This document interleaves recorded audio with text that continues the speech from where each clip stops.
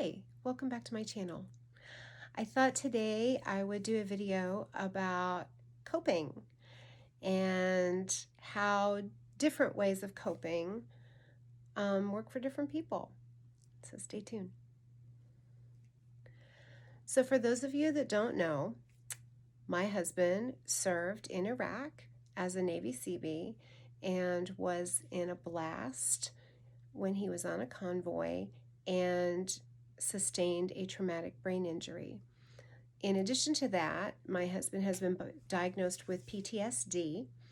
And so between the post-traumatic stress and the traumatic brain injury, he has a difficult time processing new information and a difficult time regulating his emotions and his coping skills when it comes to anxiety and stress. And with COVID, all of last year and now, and with the political climate of our country, these have been triggers for people in my household, mainly my husband. But then the trickle-down effect is when it affects one person, it affects the next and the next and the next, and that's how it's been here. So it's almost felt like the anxiety and the stress are contagious, which in a way they are, because we all have to go through a way of trying to figure out how to cope when we have those feelings that are uncomfortable. And one of the things that we've implemented at my house is we limit the news. I think it's really important to be informed. I think it's really important to do your own research. I don't think that you should be married to the news 24/7. I don't see any positive outcome there, at least in my house. It adversely affected each one of us in such a way that it was safer for everybody if we just turned the television off. I removed the news apps off of my husband's phone and off of his iPad. I read the news and give him kind of a Reader's Digest version of what's important and what he needs to know, but I don't allow him to saturate himself with anything that could negatively impact his mood for the day. And that may sound like I'm trying to buffer his life in an unhealthy way. I assure you I'm not. He still knows what's going on. He just knows it now in increments that he can digest and that he can process. And that's been pivotal for his coping during COVID. My husband has COPD, and he also is a diabetic. So when you add all of his problems up, and then you start reading about the people that tend to die from COVID, this makes COVID-19 an extremely scary thing to my husband. And I want him to be safe, but I don't want any of us to live in absolute fear, because then you're not allowing yourself any joy. And so this has been my way of trying to make my husband recognize that life is still worth living even when it's scary. So that's the first thing that we've done to cope. The second thing is that we have all gone on a ketogenic diet. Last year, we all packed on some pounds, and I'm not happy with this stuff, you know. My birthday's in a couple of weeks. I'll be 52, and I would really like to be a more fit and healthy version of myself this time next year than I am right now. And it's not just for me. It's for me. It's for my husband. It's for my son. If we all that live in this house, you know, have a healthier body, we'll have healthier minds.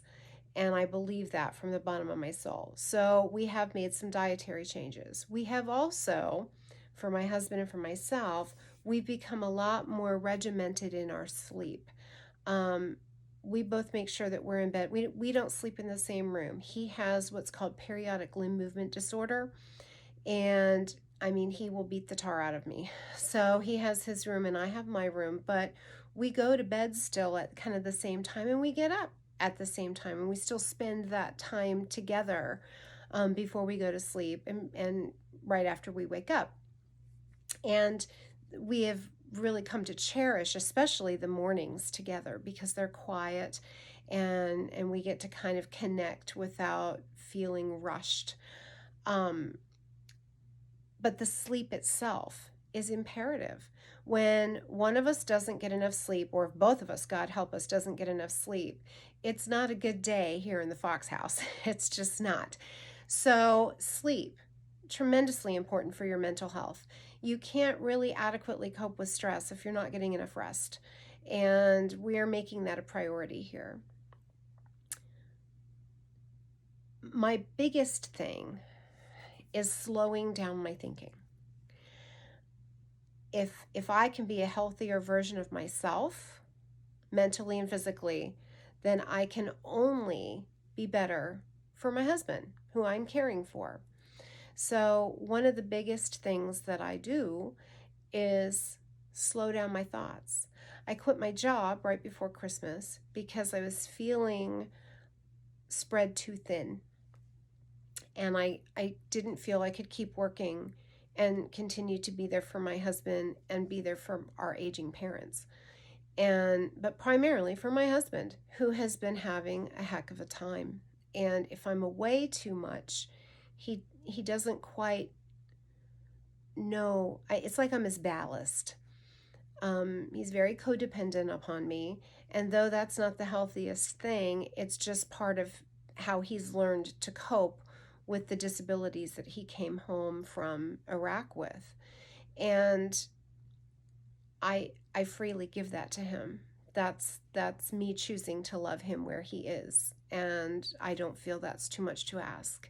That being said, I still have to make sure that I'm the healthiest version of myself so that I'm not impatient, I'm not cross, I'm not snippy. They're just, you don't want to be like that with somebody that you're saying, I love you and I want to be here for you, but boy, I hate that I love you and have to be here for you. That's what your actions can make that seem like. And I don't ever want him to think that. So, slowing down my own thinking, taking moments out of my day and focusing just on breathing, even if it's only like 5-10 minutes, just breathing in good and releasing the bad through my exhale. It's a conscious picture in my brain of the good in and the bad out, and the good in and the bad out. It's been pivotal as far as me going through day to day. And last but not least, for us, for me, faith. I don't know how anyone without some sort of spiritual belief system gets through times of turmoil. If you are one of those people, I applaud you. I do. I don't have the strength to do it by myself. So the faith that I have in God and I'm a Catholic, so my practices in worship help to gird me with an inner strength that sees me through the more tumultuous moments. I find that to be priceless.